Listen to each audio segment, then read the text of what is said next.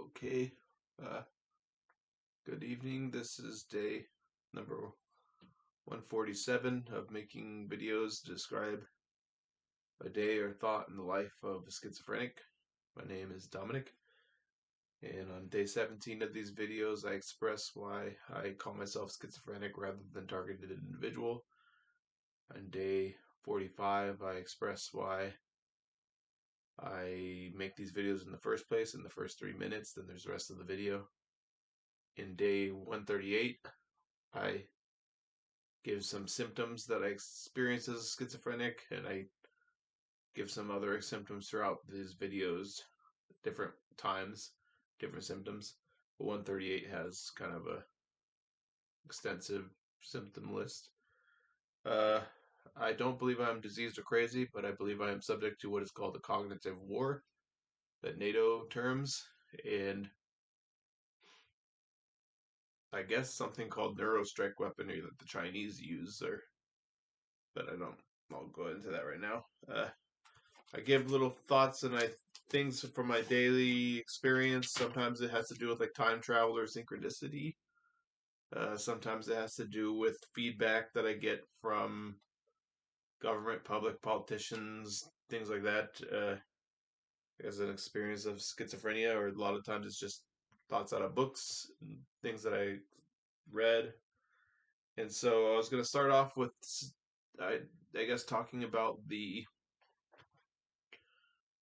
war in uh, Iran, and we call it war, but like I think I one time I thought of this definition of war and is like it's organized murder or the compelling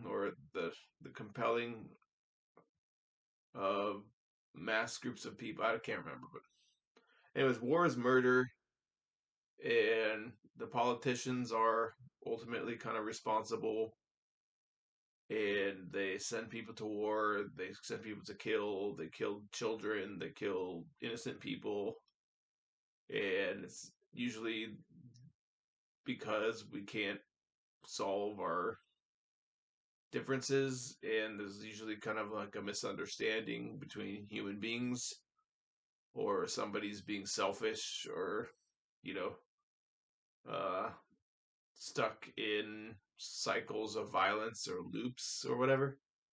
But it is ultimately kind of just murder, and so not looking forward to this war.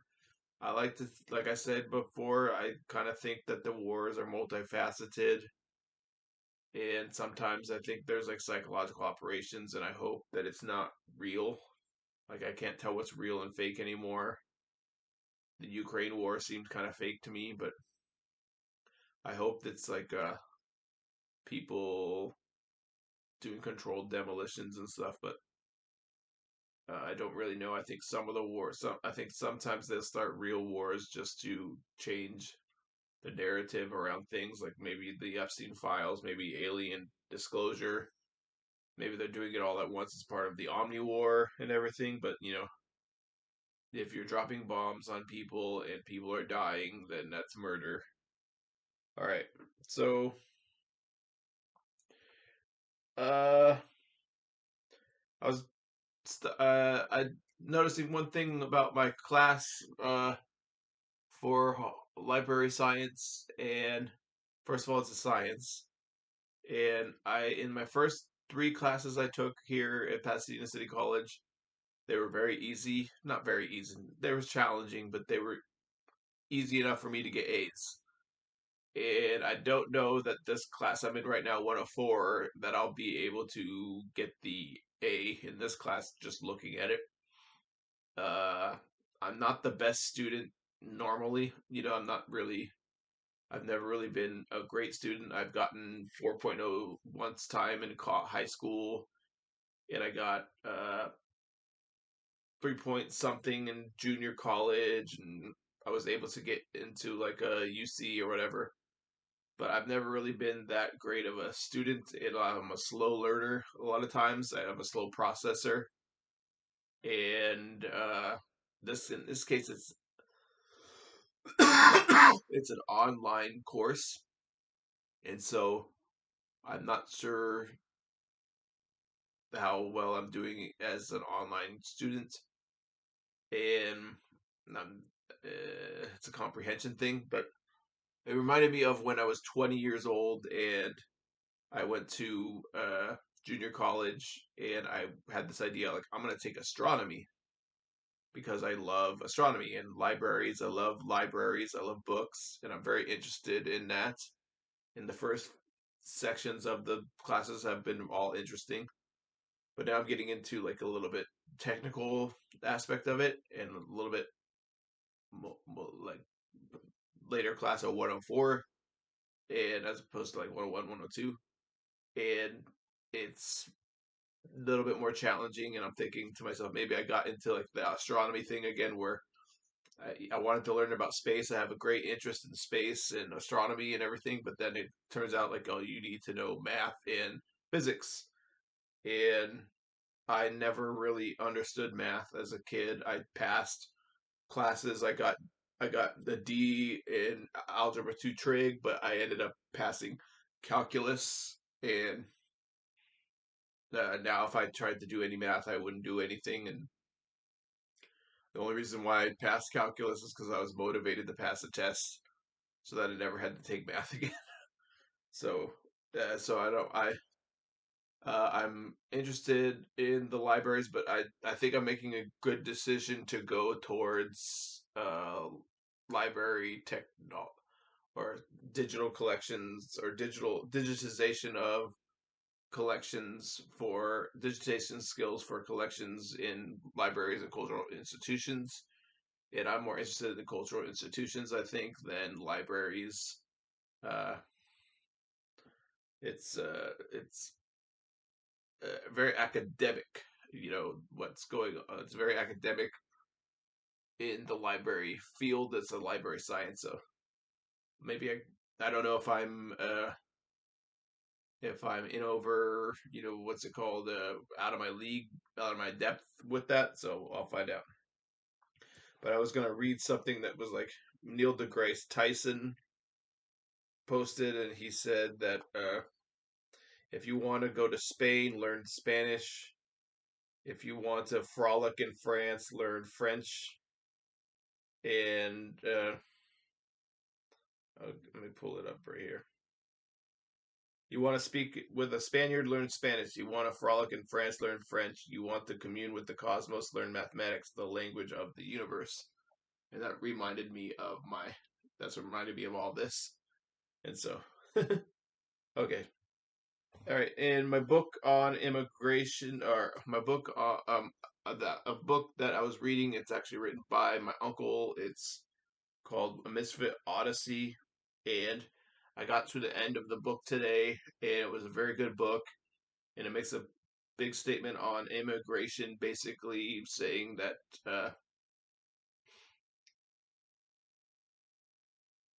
we as the North, the Imperial North or whatever, like the global North, have gone into the global South, and we have uh, taken their resources a lot of times, and we disposed of democratic governments and overthrown and taken resources and for to fund our way of life here. And I think, you know, a lot of people, most people participate in things, in which case that was very much prevalent. And it's just part of the system that we have. And uh, as time has gone on, I guess there's been a little bit more of interaction between people and stuff. And so a lot of times, like, because of climate change or because of wars or something, or resource extraction or environmental degradation, people are forced to migrate to the north. And there was a point in the book where uh, the little pig and sheep were expressing that to the other animals that were stopping them at the border of the river. And I guess I don't know how to say it, Neusis or something.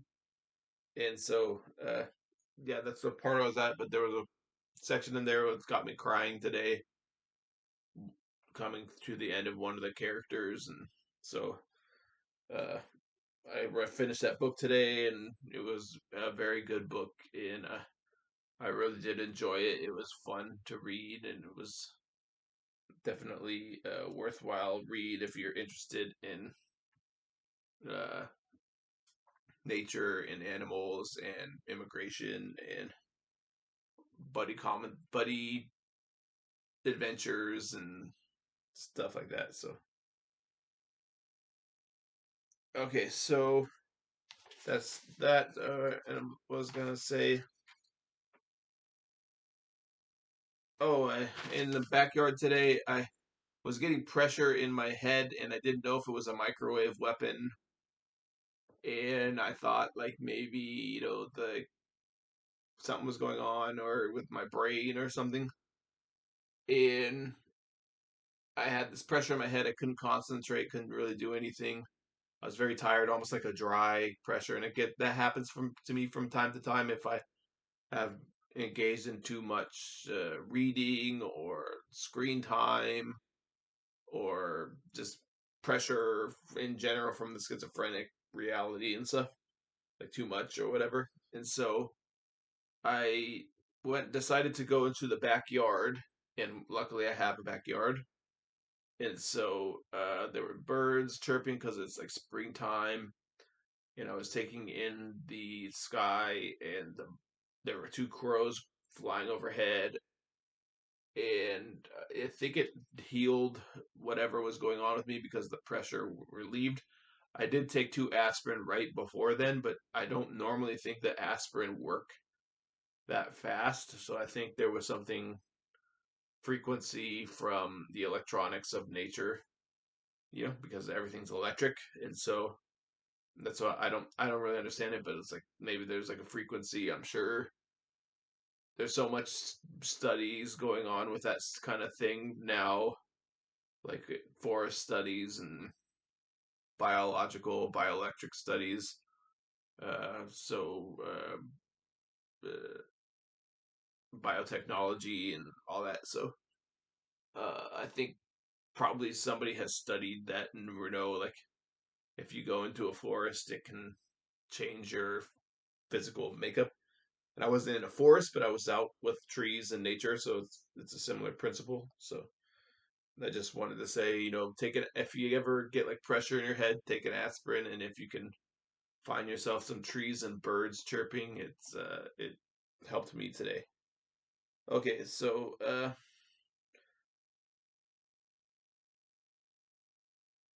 in my book of unusual knowledge, it was discussing the National Film Preservation Board, and it was saying that 10% of films from 1910 have been preserved and the rest have been lost. Okay, so there's only 10% of films from like 1910 have been lost. So, if you think about how influential film is, you must think about like how influential was film when it first came out, and uh, it. I guess film is now more immersive nowadays, but it's kind of like interesting to think like there all of that 90% of the films that was influencing culture and society back in like 1910, we don't even know what it was anymore. So it's like it's kind of interesting when you look back at it's this reminder of when you look back at history, you don't get everything because a lot gets lost or whatever to history. And I guess it makes me think about this. Like when I'm making this is probably YouTube's probably gonna crash one day, and all these videos will be lost. I have them on my computer. My computer's gonna crash one day, so I could save them. I don't know how I'll do that. I don't know a lot about it. So you know, I guess because I'm schizophrenic, I think there is like some sort of thing in the NSA or something or some sort of organization that's I think my brain, actually my whole life, I think, is being downloaded in some digital conscious reality or something. So I think all of ours are not, maybe not everybody, but I think it could be happening with the quantum computers and stuff. And the computers that the classified section of government has or whatever, I think they have like an ability to do that, somewhere, some way, and they're doing it, you know. Maybe I don't, the technology it's coming up with like quantum computers, and I, I think that they can do things like that. So, all right,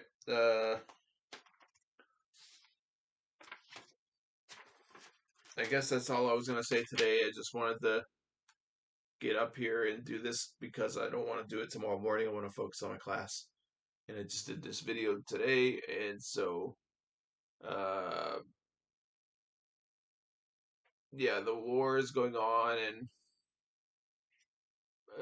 I don't know if it's real because of schizophrenia, but uh, I'm hoping it's not real, So it looks pretty real. So I know that I just know that some of the things that go on with the Ukraine war is likely a psyop or something of some nature or whatever. And it's like there's like a uh, you know feedback I get from the wars that are directed messages at me, and they're informing me that not everything is as it seems.